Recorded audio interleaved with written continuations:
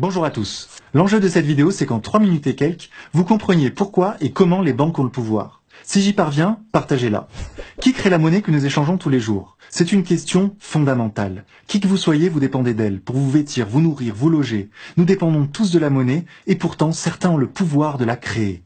Beaucoup croient que la création monétaire est gérée par les instances étatiques, qu'elle est régulée par des gens sérieux qui savent ce qu'ils font. Il n'y a rien de plus faux. La monnaie, qui circule sur nos comptes bancaires, est créée par les banques privées lorsque l'un d'entre nous s'endette. C'est très simple à comprendre. Lorsque vous allez demander 100 000 € à votre banque pour acheter une maison, vous vous endettez. La banque va inscrire ces 100 000 € sur votre compte bancaire sans les avoir elle-même, par un simple jeu d'écriture comptable.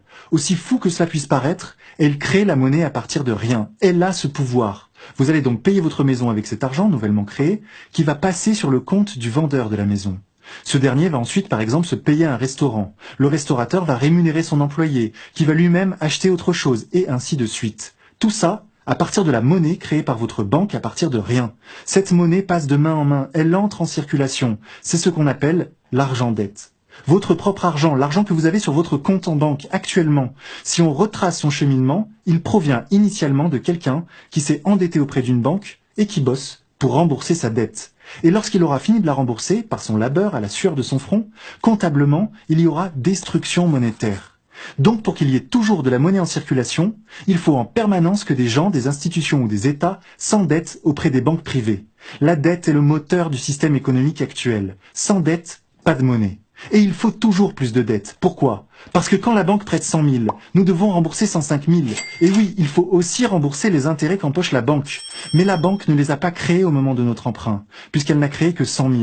Il faut donc une autre dette ailleurs dans l'économie pour injecter les 5 000 correspondant aux intérêts que nous devrons lui rembourser. C'est sans fin, c'est une spirale, une fuite en avant. Les médias nous mentent quand ils parlent de la dette. Non seulement elle est irremboursable, mais elle ne cessera jamais de croître. Ce n'est pas une aberration mathématique, le système est conçu comme cela. Il est fondé sur la dette. Qu'est-ce que ça fait, me direz-vous?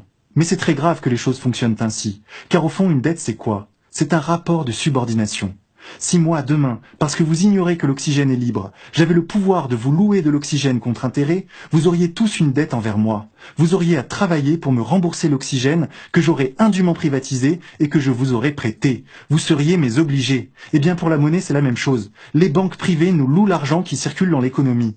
Nous travaillons toute notre vie à leur rembourser ce service qu'elles nous rendent. Tout ça à cause de notre ignorance à tous et de la confiance que nous plaçons naïvement dans ce système.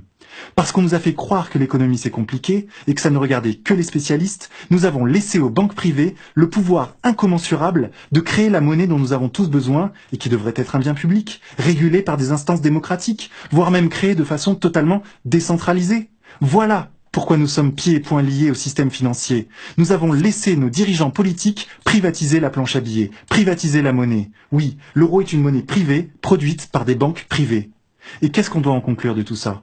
Eh bien que les banques ont le pouvoir, tout simplement, et que nous travaillons tous pour elles. Théorie du complot? Non. François Hollande ne disait-il pas la même chose? Souvenez-vous de son discours. Il n'a pas de nom, pas de visage, pas de parti. Il ne présentera jamais sa candidature. Il ne sera donc pas élu, et pourtant il gouverne. Cet adversaire, c'est le monde de la finance. Et en effet, avec le pouvoir de création monétaire, les banques sont le sommet du système, au-dessus des États-nations, au-dessus de la démocratie. Mais ce système n'est pas invulnérable. Qu'est-ce qu'on peut faire, me direz-vous? Comprendre que leur force, c'est notre ignorance. La première chose à faire est d'expliquer aux gens comment fonctionne ce système, comment nous sommes enchaînés. Et cela ne tient qu'à vous. Et c'est maintenant que ça se joue.